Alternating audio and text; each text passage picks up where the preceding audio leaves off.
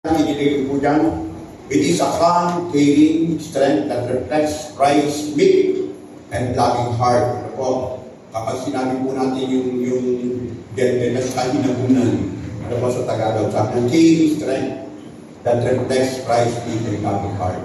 Alam po natin kapag, alam niyo po yung kapag mahinahon yung kausap mo, parang hindi makapasok bigyan pagkalit salita. Kahit ganit ka, pagkakahinahon ng kaharap mo, di ba parang bigla na papagabag ka, parang yung galit mo nawawala, parang minusan ng tubig. Tama po ba? Tama. Yun po yun eh. Kaya nga, sabi ko niyan, it reflects Christ. Ganun po ang ating Panginoon eh. Ano po?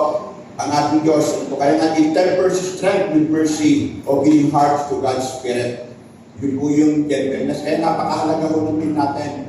Ngayon po na to, ano po, yung kahinahunan na sinasabi po ng ating Panginoon. Kaya yung verse po natin, God gave us a spirit not of fear, but of power and love and self-control. Ano po? Self-control. Pakiulit nga po yung self-control. Mahalaga mo yung kahit nagagalit tayo o mahalaga mo yung pagtitimpi, yung self-control. Ano po? Sa panahonan po natin, ano po? Ngayon maraming sugatan, maraming taong sugatan, hindi lang po physically, but emotionally. Hindi ba naman sugatan ang pamilya. Ano po? Especially kapag hindi may nag-integration sa relationship. Ano po? Yung iba naman ay sugatan spiritually. Ano po? Hindi nakikita physically, but pero yung spiritual, kita po yun eh. Ano po? Kita po ng Diyos yung spiritual aspect po ng buhay po natin. Pag sinabi natin, pagka nakarinig po ba tayo ng malakas o matigas na salita, nasasaktan po ba tayo? Amen. Kasi po di ba? Kapag yung antimano pagdating, ang lakas ng salita, tapos matigas. Parang minsan, narinig naman natin, hindi, kami yan, napura lang sa amin yun, ganito talaga kami. Ano po? Dito po sa Cavite, normal po yun eh. Ano po? Sa mga Caviteño, normal po yun. Pero yun nga, nung minsan, nakarinig ako ng nag-aaway. Hindi ko parang naisip ko yung nag-aaway, sabi niya gano'n. Sabi ng isang lalaki, maliit pa ako nun eh. Nasa Makati pa kami. Sa lugar namin doon, sabi nung isa, papatayin kita. Ganun lang po, napakinahan sabi, papatayin kita. Akala ko, kahit bata ka, alam niyo po, nanonood lang ako. Akala ko naman, talaga okay lang. Maya-maya, kukuha na ng itak, kinaganan. Yung takot. Pero napakahinahon po ng pagkakasabi, no? Papatayin kita. Ganun lang po. Yung pala, kaya nga yung lahi eh. Anong ilong mo yan tayo na po, yung napakahinahon magsalita. Galit na, pero napakahinahon magsalita. Ano po? Yun po yun. Kaya nga, kaya nga kapag matigas yung salita, yun po, marami nagdaramdam. Hindi ba naman, nasasaktan dahil akala nila napapagalitan sila. Pero yung iba, nasaktan dahil ayaw mo tumanggap ng correction. Ito po, isang ganyan sa bahay natin, di ba? Tayo mga magulang, kapag yung anak natin, paulit-ulit yung ginagawa, tumataas yung tension natin, di ba? Tumataas yung boses natin. Ganun po. Pero na, minsan, ayaw tumanggap ng correction dahil kapag pumasok na yung pride sa puso, na ayaw po ng Diyos kapag yung pride, dalawang klase po yun, isang negative sa positive. Pagka negative, ayaw po ng Diyos yun. Pero ano po, yung isang pinakamakapangyarihan sa data ng isang Kristiyano ay hindi yung lakas ng boses o kapangyarihan, kundi gentleness. Sabi yung gentleness. Ang lakas, pag sinabi natin gentleness, yung lakas na kontrolado ng Espiritu Santo. Yung ganit ka na, pero nakatingin ka pa rin sa Diyos. Amen. Tinitinan pa rin ng Panginoon. Kaya maaari natin sabihin na ang tunay na gentleness ay hindi kahinaan. Ito ay power under the control of the Holy Spirit. Power under the control of the Holy Spirit. Katulad ng ating Panginoon Isus, may kapangyarihan tayo, binigyan na tayo ng kapangyarihan magpatawad eh. Kasi ang Diyos ang nagpatawad ng kasalanan. Kaya namanghay yung mga Pariseo, bakit sino ito nagpapatawad ng kasalanan? Ganun po eh. Pero nung umakit po ang Diyos sa langit, pinakita niya yun eh. Nung nandito pa sa lupa, pinakita niya kung paano. Kaya nga tayo po, nung makita sa lahat, binigyan tayo ng kapangyarihan magpatawad o magmahal at tumulong upang maling ang mga sulat ng puso o yung gentle spirit. Ano po? Ngayong umaga ito, umpisan po natin ang ating pag-aral para lalo po natin makulungaan. Ano po ang gentleness? Number 1 po, great gentleness restores broken relationship. Great gentleness restores broken relationship. Sabi ng Ephesians 4, verse 32 sa Easy Version, sabi niya, instead, help one another and be kind to each other. Ano po sabi niya? Help one another and be kind to each other. Forgive one another. Remember that God is forgiving you because of what Christ has done. At kanina yung pinakita ng Diyos kaya bumabasa dito sa lupa, He showed us how to live, paano mamuhay na bilang isang Kristiyano. Kaya ang dami mong bagay na ginagawa sa atin natin. Pero sa Biblia, ang dami mong biblical characters na naging halimbawa ng gentleness. Nakita ko po doon si Joseph. Sa Genesis chapter 37, 18 to 36, alam mo natin ang istorya. Nagalit, nainggit yung mga kapatid ni Joseph sa kanya. Amen. Bakit po? Una, favorite siya ng kanyang ama, si Jacob. Nakita natin, nung example lang, na nakita ng mga kapatid niya, nung binigyan ng robe, na magandang robe, si Joseph, kumpara doon sa kanyang mga kapatid, sa Genesis chapter 37, verse 3 ng New Living Translation, sabi doon, Jacob loved Joseph more than any of his other children. Sa Bible po, sinabi agad yan po, because Joseph had been born to him in his old age.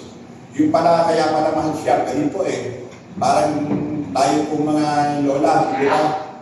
Minsan mas mahal yung ako sa, tama ba yun? Mas mahal yung ako kaysa sa anak.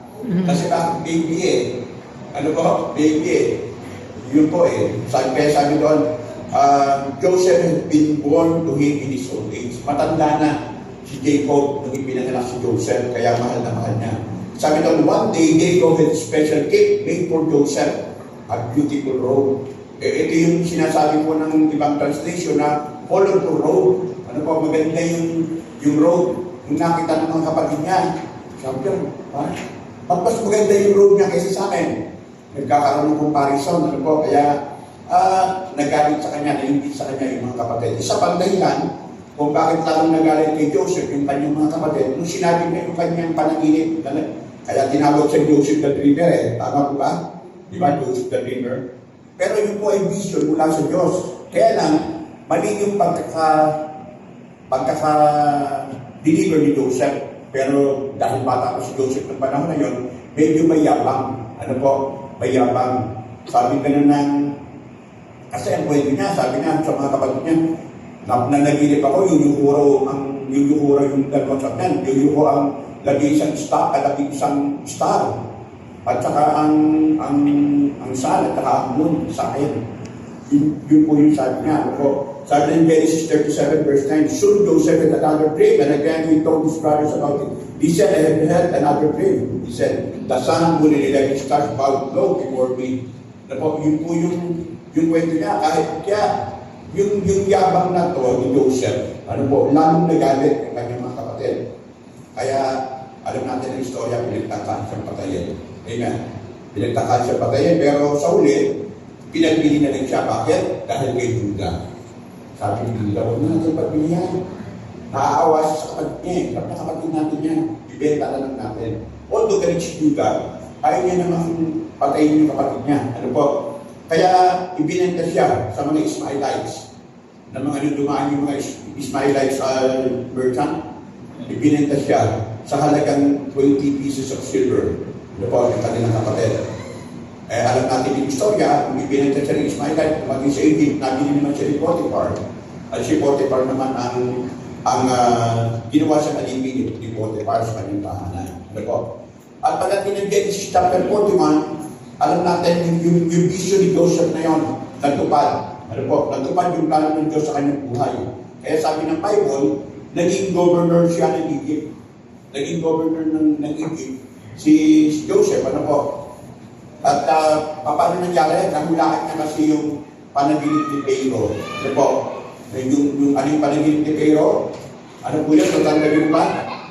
7 years ng kasaganaan at 7 years ng kanan. Sabi ni Genesis chapter 50, verse 19 to 21, but Joseph replied, patay na po si Jacob dito eh. Patay na po si Israel. Sabi nga but Joseph replied, don't be afraid of me. Am I God that I can punish you? Sabi niya sa kanyang mga kapatid. Sabi niya, hindi mo na ko Joseph para parusahan kayo. Sabi niya, sabi niya verse 20, you intended to harm me. You intended to harm me, but God intended it all for good.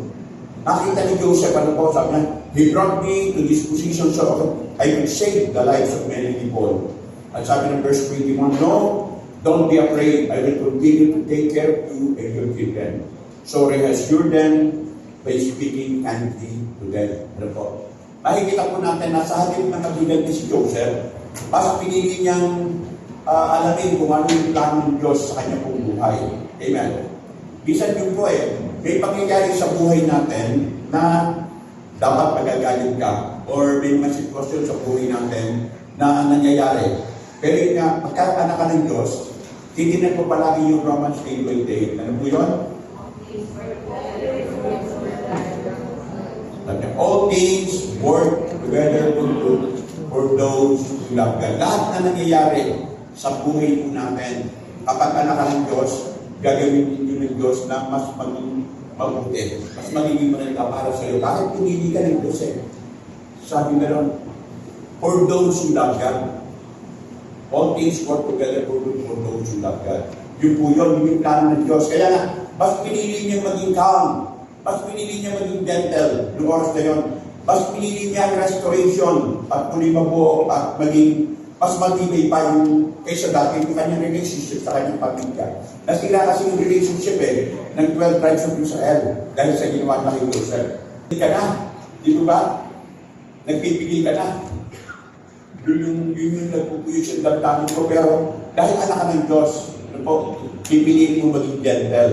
Kaya nga gentleness chooses restoration over retaliation. Kasi bakit?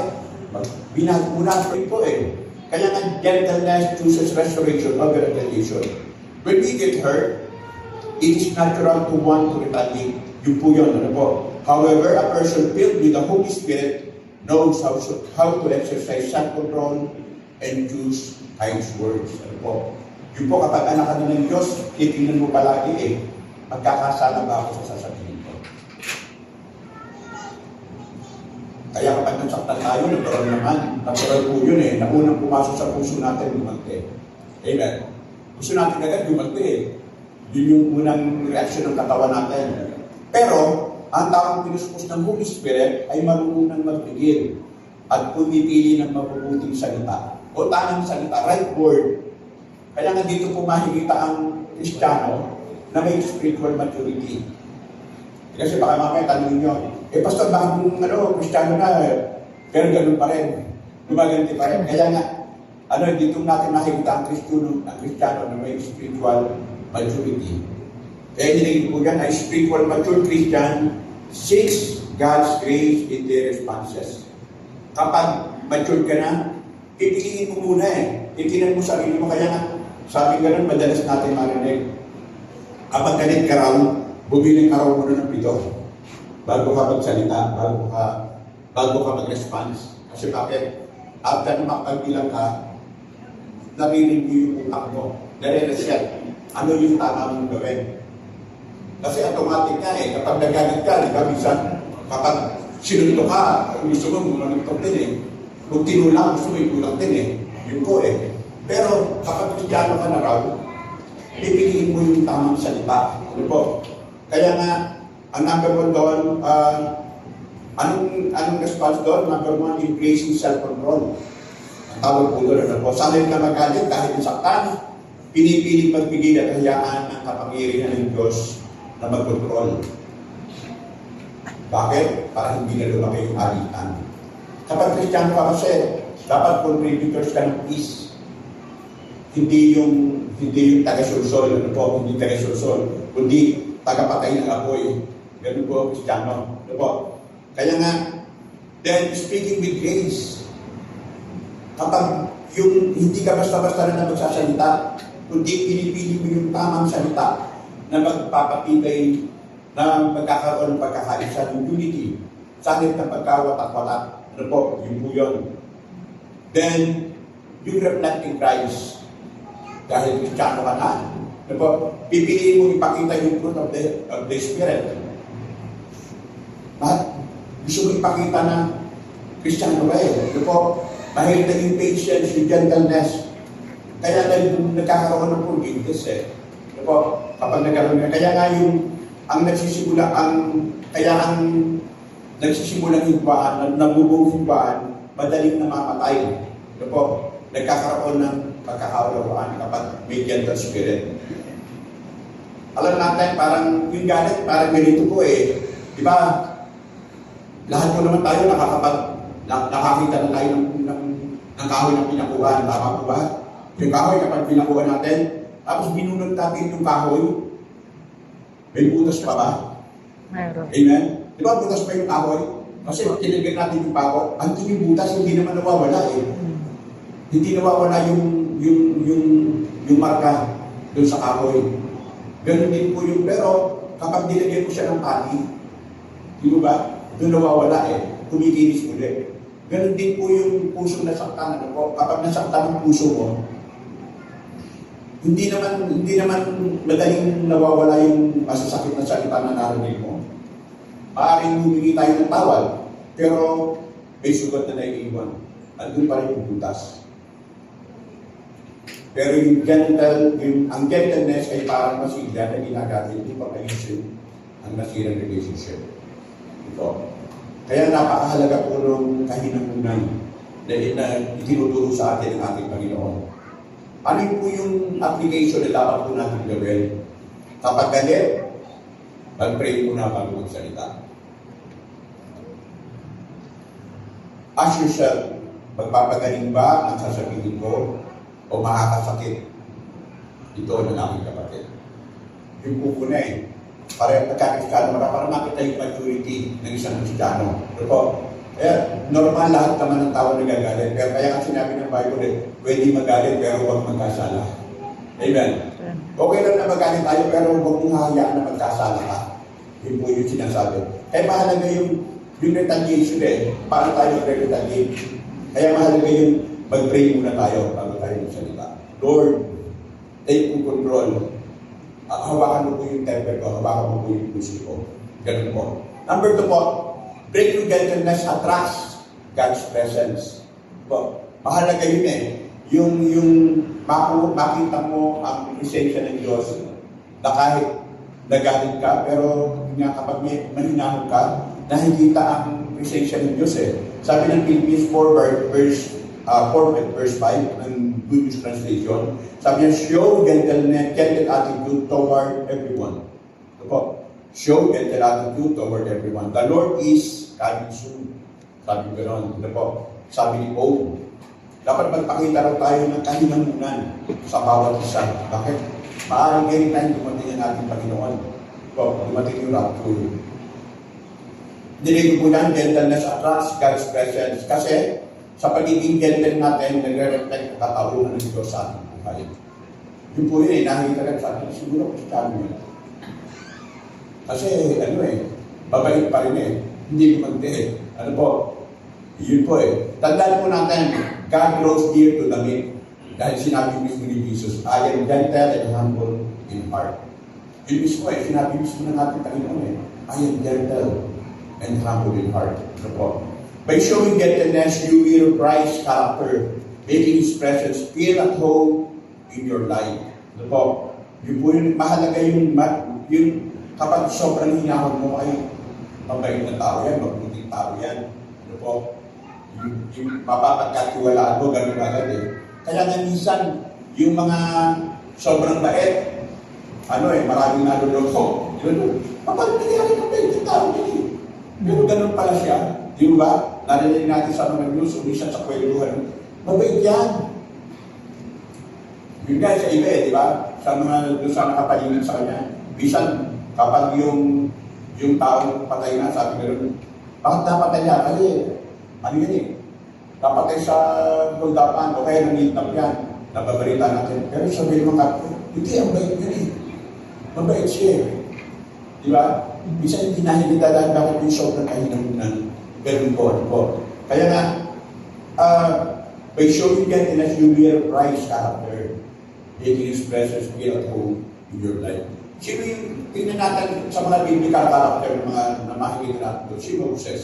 Ano po, si Moses. Sabi ng Numbers 12 verse 3, now the man Moses was very meek. Pag sinabi natin meek, gentle, kind, and humble. Sabi niya, or above all, the men on the face of the earth.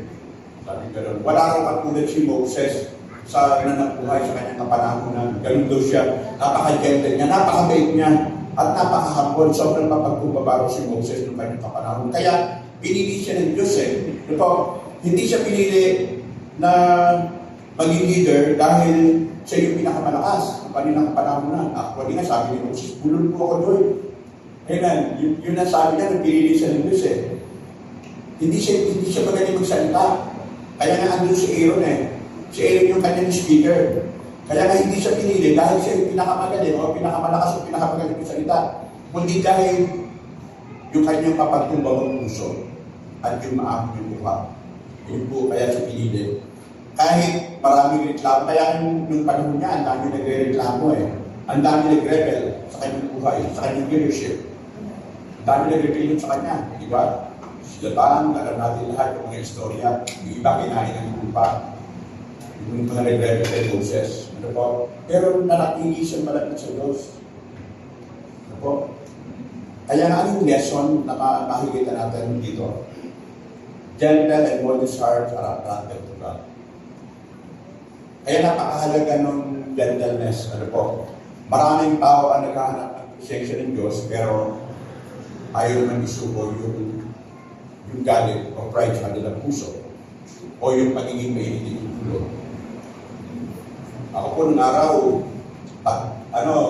nung araw na hindi pa ako Kristiyano, sa trabaho namin, pagka yung konting kibig lang, talaga yung kamay ko, grabe po.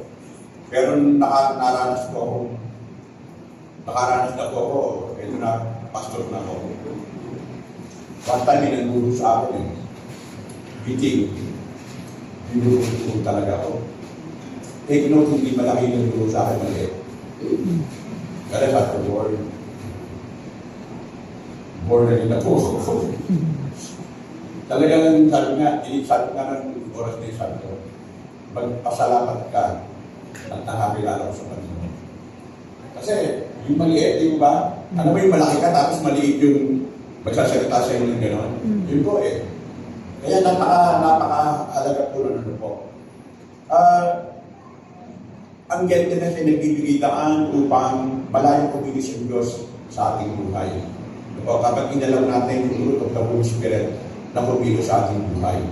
Parang, di ba, parang nakakita naman tayo lahat ng lawa, di ba? Lalo na sa panahon ngayon, naghahanap tayo ng masarap pag-swimming di ba? Dahil sa sobrang init ng panahon, o nag-swimming na tayo, nakikita natin sa Facebook. Pagka yung lawa, ang linaw-linaw, kitang-kita natin yung reflection ng langit eh, tama ba? Pagkatahimik siya, pantay, wow, ang sarap naman maligo dito. Ang linaw-linaw, kitang-kita yung langit, kitang-kita pati yung ilalim ng dagat. Parang ang sarap pantay, lalo na kapag nailitan ka. Pero, ganun din po ako, kapag magalaw o magulo yung tubig, hindi mo makikita yung refleksyon ng kalangitan. Tama ba? Hindi mo rin nakikita yung ilalim ng karagatan. Ganun po ako ng tubig. Ganun din po kapag na-entertain ang ating puso galit at pride. Mahihirapan tayo marinig yung tinig ng Diyos. Po. Pero kapag naging gentle tayo, mas malinaw natin mararanasan yung kanyang presensya. Amen. Gusto po ba natin yun? Amen. Pwede po tayo pumigil saglit. Alam ko po, number 3 po, breakthrough gentleness demonstrates power under control. Sabi niya, power under control. Ano po?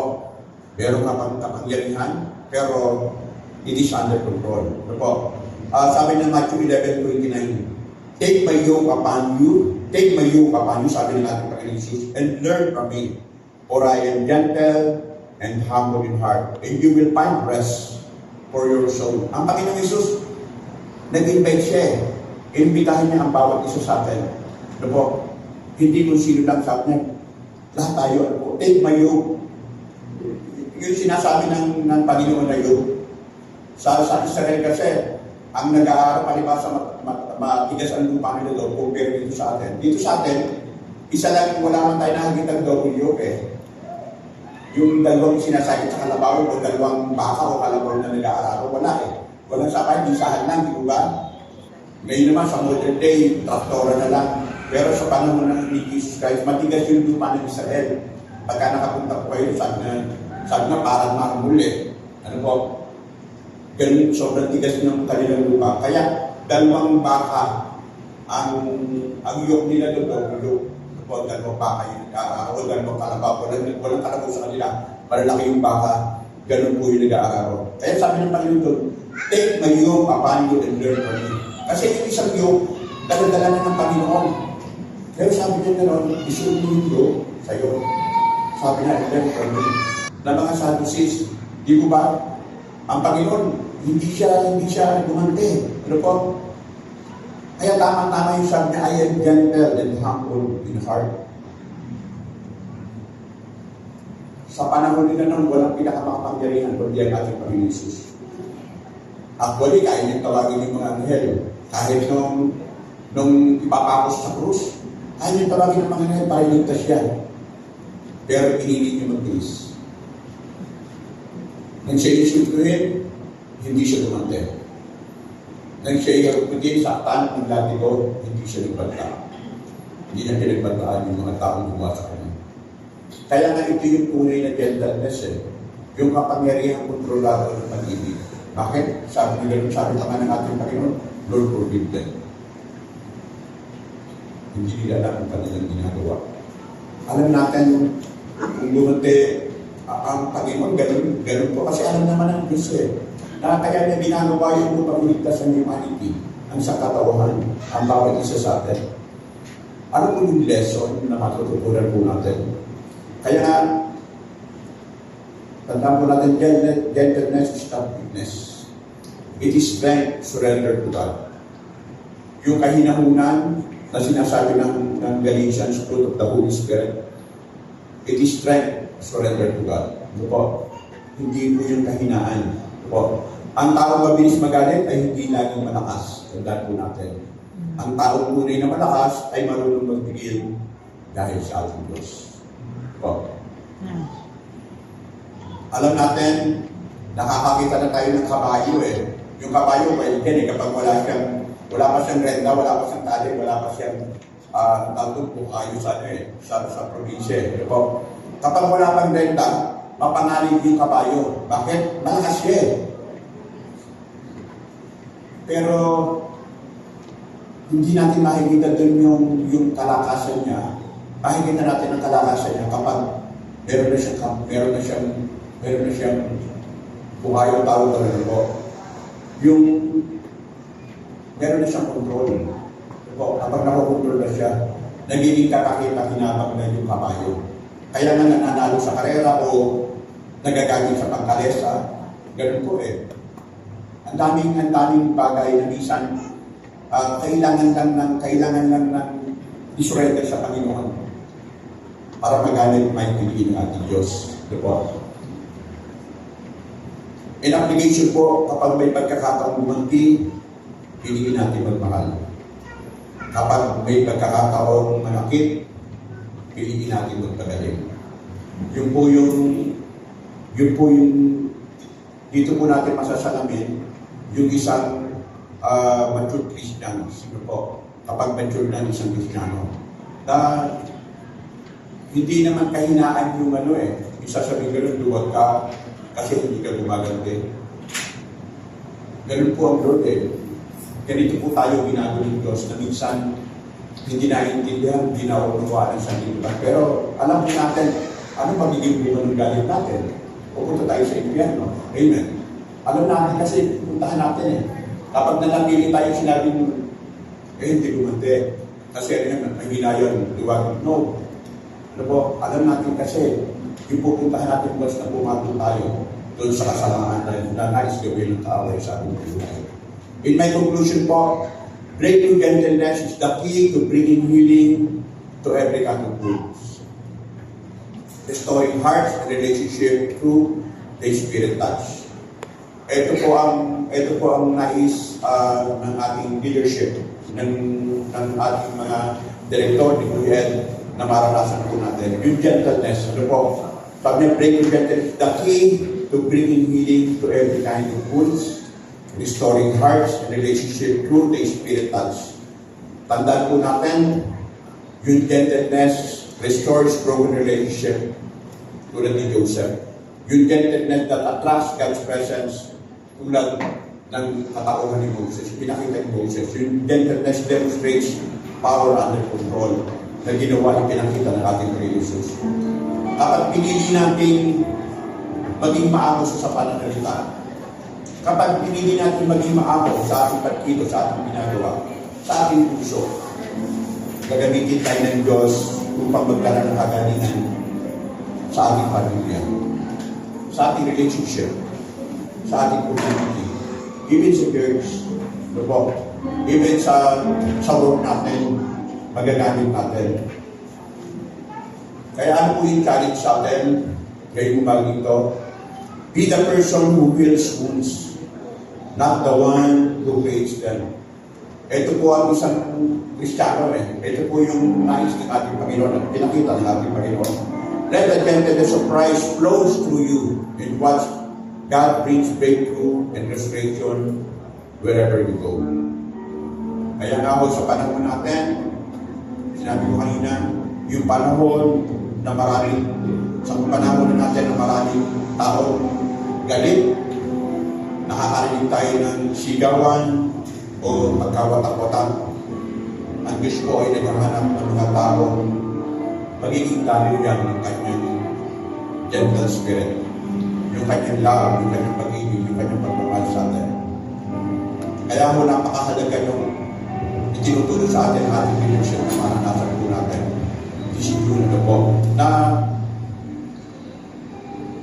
piliin mo natin maging maamo, maging gentle tulad ni Kristo. Magiging instrumento po tayo ng revival, nakagalingan ng pagkakasundo. Yun po kapag pinili natin maging gentle, kahit saan man pong sitwasyon ng buhay natin. Kaya ngayon po buwan ng June, huwag po tayo maging bahagi ng pagkakatak-watak, maging bahagi po tayo ng unity and healing na nais kami ng Diyos sa ating buhay. Amen. Amen. Tumayin po tayo lahat. Kaya yung team natin, for God gave us Spirit not of fear, but of power and love and self-control. Dapat po, ito po yung tuloy mo sa isip natin palagi na maging month verse natin. Ito po, daily verse ng buhay natin. Ano man sitwasyon na nakakaharapin natin. Sabi na, for God gave us Spirit not of fear. Ano mang daigis na haharapin natin, hindi natin kailangan matakot, hindi natin kailangan manambak. Why? Kasama natin ang ating Panginoon. Amen. Sabi nga yan, ang ibinigay sa atin ng Diyos yung power, yung kapangyarihan niya. Ano po? Then, binigay sa atin yung love. He showed us how to love. Then, yung self-control. Pinakita niya kung paano gamitin yung gentleness sa buhay natin. Amen. Awitan natin ng Lord, bago tayo